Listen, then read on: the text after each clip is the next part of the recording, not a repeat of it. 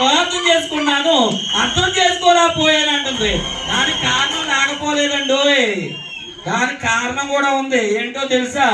మా ఆవిడ అవ్వదు అన్న ప్రతి పని నా జీవితంలో మా ఆవిడ చేసి చూపించాను. అది ఎలాగో తెలుసా? ఫస్ట్ 2 వీలర్ కూడా ఉండేది కాదు నా దగ్గర. 2 వీలర్ కొని నేను తిప్పుతానన్నాను, 2 వీలర్ కొన్న తర్వాత కూడా నమ్మకం కుదరలే. తొందరగా నమ్మరు కదా.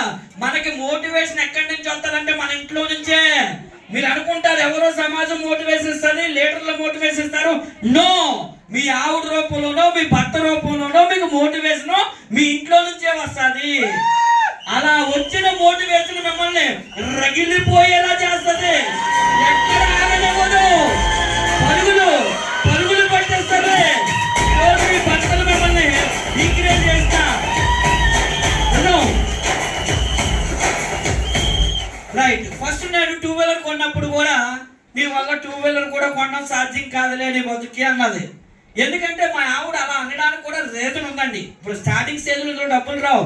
ఇంట్లో నుంచి నేను ఈ బ్యాగ్ పట్టుకొని తిరుగుతుంటే బయటికి గెంటేశారు. ఎందుకంటే అప్పుడే కొత్తగా పెళ్లి అయింది.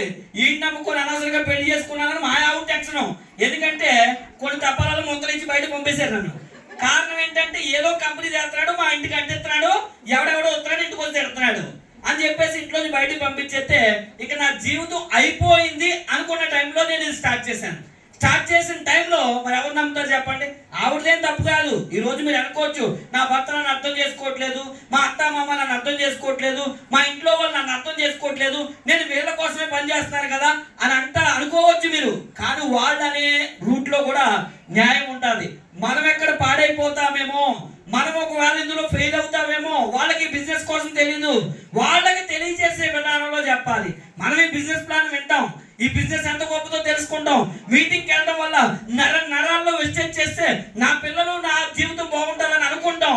కానీ వాళ్ళకి వెళ్ళి చెప్తే వాళ్ళకి ఇది ఎలా ఉంటుంది? ఎర్రితనంలా ఉంటుంది. వాళ్ళు ఈ మీటింగ్కి రాలేదు కదా, ఈ మోటివేషన్ వెళ్ళలేదు కదా, వాళ్ళకి తెలియదు. మనం ఏంటంటే కాళ్ళు రగరేస్తాం, నేను చేస్తాను నా ఇష్టం అంటే వాళ్ళు ఊరుకుంటారా? కాళ్ళు ఎరగొట్టి ఇంట్లో కూర్చోబెడతారు. కాబట్టి అలా కాదు, చెప్పే విధానం ఉంటుంది ప్రేమతో. నేను ఈరోజు ఒక మీటింగ్కి వెళ్ళానండి. ఈ మీటింగ్కి వెళ్ళడం వల్ల నాకు చాలా అసలు నిజంగా మన జీవితాలే మారిపోతాయి అనిపించిందండి. నన్ను జాయిన్ అవ్వమన్నారండి, కానీ నేను మీ పర్మిషన్ లేకుండా జాయిన్ అవుతానండి, కాబట్టి మీ పర్మిషన్ తీసుకొని జాయిన్ అవుతానని చెప్పానండి. మిమ్మల్ని ఒకసారి తీసుకెళ్ళి మీటింగ్లో కూర్చోబెట్టి మీటింగ్ విన్న తర్వాత మీరు ఓకే అంటే చాలండి, నేను అక్కడ నుంచి ఈ బిజినెస్ చేస్తానండి, మీరు వద్దంటే నేను చేయనంటే ఎప్పుడు మా ఆవిడ నన్ను పర్మిషన్ అడగలేంది, ఫస్ట్ టైం నన్ను పర్మిషన్ అడిగిందని చెప్పి ఎక్కడ లేని ఉత్సాహంతో వచ్చి మీటింగ్లో కూర్చుంటాడు. మీటింగ్ తీసుకొచ్చే పద్ధతి ఇది. కానీ మనం అలా కాకుండా నేను కంపెనీలో విన్నాను, చాలా బాగుంది, కారు వచ్చేస్తుంది, ఇల్లు వచ్చేస్తుంది, నువ్వు వింటే లేదా మానే నేను చేసుకుంటానంటే అక్కడ నుంచి స్టార్ట్ అవుతుంది ఇంట్లో ప్రాబ్లం. ఓకేనండి? కాబట్టి ఆ సమస్యలు లేకుండా ఉండాలని చెప్పే నేను కొన్ని టెక్నిక్స్ వెస్టేజ్లో తెలుసుకున్నాను. ఆ టెక్నిక్స్ తో ఈ బిజినెస్ స్టార్ట్ చేశాను. ఆ తర్వాత కారు కొన్నప్పుడు ఎవరింట్లో వాళ్ళు నమ్మలే. మా ఆవిడైతే ఈడు బతుకు కారు ఏంటిలే అనుకుంది నిజంగా. ఎందుకంటే మనం గతంలో జీవితం ఏంటి, ఆ మేడం చెప్పింది కదా, గోళ్ళ కన్నాలు కొట్టి వాడు కారు కొంటాడంటే ఎవడన్నా నమ్ముతారా? ఎందుకంటే మా అమ్మ నాన్న అయితే బాబు ఎవరితో కారు తెచ్చుంటా బాబు, వాళ్ళు తెచ్చే బాబు అన్నారు. మా ఆవిడైతే ముందే ఇంట్లో మారిపోయింది. ఏంటి కారు అంటే నమ్మడం సాధ్యం కాదు. మన బతుకి బొమ్మ కారు కొనుక్కోవడం ఎక్కువ. అలాంటిది రియల్ కార్ అంటే ఓపెనింగ్ నిజంగా మా ఇంట్లో రాలే. తర్వాత ఎక్కడికి వెళ్ళినా సరే నన్ను పిచ్చోడిగానే చిత్రీకరించేవాళ్ళు. ఎందుకంటే ఎవరింటికైనా వెళ్ళినప్పుడు చుట్టాలింట్లో స్టే చేసినప్పుడు నిద్దట్లో సిఎన్టీ మీటింగ్ కూడా చేసేసేవాడు. నేను నూనె గురించి, అలోవెరా గురించి, స్పిరులినా గురించి, ఇందులో 30 గ్రాముల చేపలు, 300 గ్రాముల కోడి మాంసం ఇలా చెప్పుకుంటూ పోతుంటే ఏంటి ఇడికైనా పిచ్చిగానే పట్టేసిందని చెప్పి మా అమ్మాలు చెప్తే లేదు ఈ మధ్యన ఆడి ప్రవర్తనలో ఏదో తేడా ఉంది, మెంటల్ హాస్పిటల్ కూడా తీసుకెళ్ళడానికి సిద్ధమైపోయారండి ఒక రోజున. కానీ వచ్చింది ఏ మెంటల్ అంటే వెస్టేజ్ మెంటల్. నాకు ఆ మెంటల్ వాళ్ళకి అర్థం కాదా, ఈ మెంటల్ ఎంతవరకు తీసుకెళ్తుందో వాళ్ళకి అర్థం కాదా. ఈ మెంటలు ₹1,00,000 సంపాదించాలనే మెంటలు, ఈ మెంటలు మా ఆవిడ జీవితాన్ని మార్చాలనుకునే మెంటలు, ఈ మెంటలు నా పిల్లల భవిష్యత్తుని మార్చాలనుకునే మెంటలు అని వాళ్ళకి తెలియక నాకేదో మెంటలు వచ్చిందని హాస్పిటల్ తీసుకెళ్దామని వాళ్ళు సిద్ధమయ్యారు. కానీ ఏ రోజైతే నేను డబ్బు సంపాదించడం మొదలు పెట్టానో మరి ఆడవాళ్ళని ఎక్కడ కొట్టాలి? వాళ్ళ బంగారంతో కొట్టాలి. అందుకనే ఈ రోజు నేను నెలకు ₹1,00,000 గోల్డ్ కడుతూనే ఉన్నాను.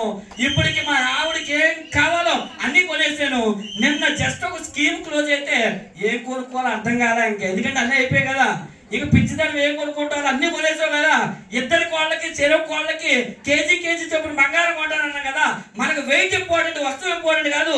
ఏది కావాలంటే అది కళ్ళు మూసుకొని తీసుకో, గ్రామం నుండే చాలు మనకని చెప్పే స్థాయికి తీసుకెళ్ళానండి. ఎక్కడి నుంచి? వాళ్ళ కన్నాలు కొట్టే స్థాయి నుంచి ఈరోజు బంగారం వెయిట్ మాత్రమే చూసి తీసుకునే స్థాయికి వెళ్ళానండి.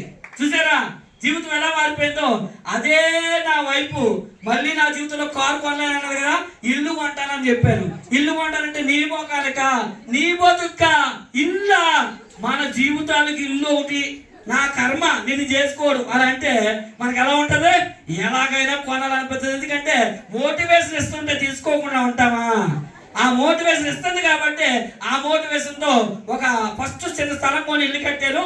అంతే నా బతుకు అన్నది. ఇలాంటి ఇంట్లోనే నేను పెడతా ఉన్నది. అందుకని సిటీలో ఒక 60 లక్షలు పెట్టి ఎలాంటి ఇల్లు కావాలని నేను కోరుకున్నాను లైఫ్ లో, అలాంటి ఇల్లు కొని పెట్టడం జరిగింది. దాని తర్వాత మరి లాస్ట్ ఇయర్ BMW X1 అనేటువంటి కారు మేడం చెప్పారు కదా.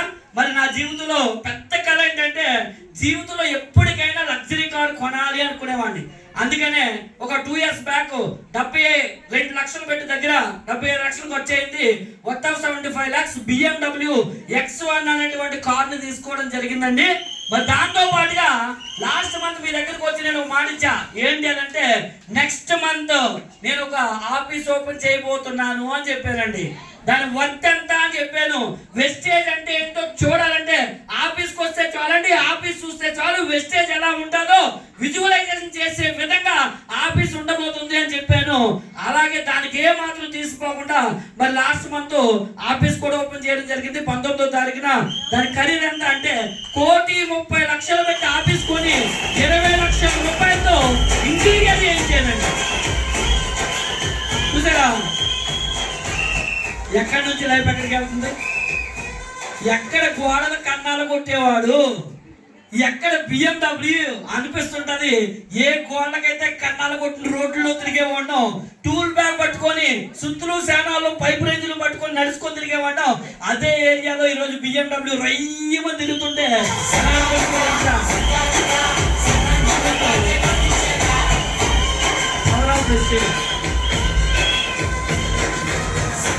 వెస్టేజ్ అండి. జీవితంలో అనుకునేవాడిని చిన్నప్పటి నుంచి కోరిక విమానాన్ని, ఎప్పుడైనా విమానం కొంచెం దగ్గరకు వస్తుందంటే అందరికి మేడకి చూడడం లేదా బయటికి వెళ్ళి చూడడం అలవాటు కదా పల్లెటూరులో. అలాగే జీవితంలో ఒక్కసారైనా విమానంలోంచి కిందకు చూస్తామా అనుకునేవాడిని నేను. జీవితంలో విమానంలో చూడడం కాదు, ఆర్టీసీ బస్సులో తిరిగే హోదా కూడా లేనటువంటి నాకు ఒకప్పుడు ఆర్టీసీలో తిరగాలంటే కూడా సాధ్యం కాదు. అలాంటిది ఈరోజు ఎర్ర బస్సు కాదండి, ప్రతి నెల ఎయిర్ బస్సులోనే తిరుగుతున్నానండి. ప్రతి నెల ఎవ్రీ మంత్.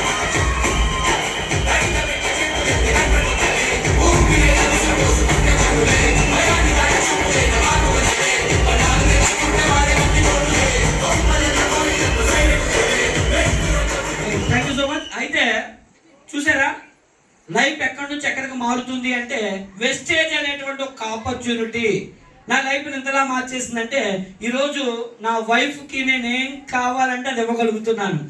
అవన్నీ ఇచ్చేసాను కదా, ఇప్పుడు నా మీద దృష్టి పెట్టింది నేను ఎక్కడికి వెళ్తున్నానా ఏం చేస్తున్నానా అని. అందుకే ఆవిడ బిజీ చేయడానికి ఈ ఆఫీస్ అంతా ఆవిడ పేరు మీద కొని ఆవిడ పేరు మీద పెట్టేశాను. ఇప్పుడు అందులో బిజీ అయింది, ఇప్పుడు ఆవిడ బిజీ అయింది వెస్టేజ్లో. ఓకేనండి, కాబట్టి నో టెన్షన్. దాంతో పాటుగా మరి సంవత్సరానికి వెస్టేజ్ కంపెనీ ద్వారా ఫారెన్ ట్రిప్ సంవత్సరానికి 3 ట్రిప్లు ఎంజాయ్ చేస్తున్నాను.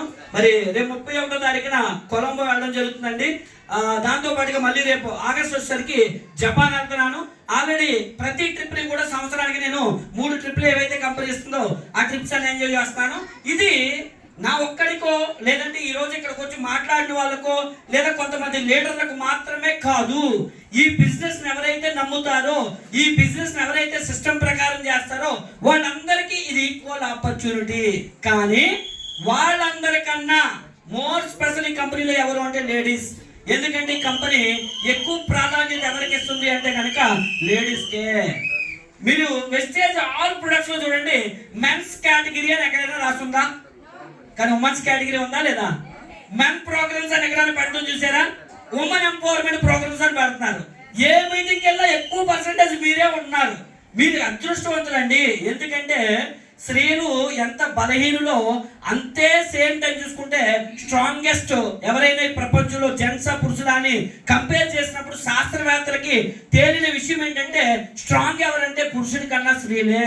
ఎందుకంటే పురుషుడు ఒక సంకల్పం పెట్టుకున్నాడంటే నిలబడతాడో లేదో గ్యారంటీ లేదు, కానీ స్త్రీలు పురుషుని విడిచిపెట్టేసిన ఇంటిని కూడా స్త్రీలు ఎంతో మంది చాకచక్యంగా పిల్లల్ని పోషించుకొని కుటుంబాన్ని అద్భుతంగా తీర్చిదిద్దగలిగిన వ్యక్తులు ఎంతో మంది సమాజంలో మనం చూస్తున్నాం. అలాగే మరి వెస్టేజ్ కంపెనీలో కూడా స్త్రీలకి ఎంతో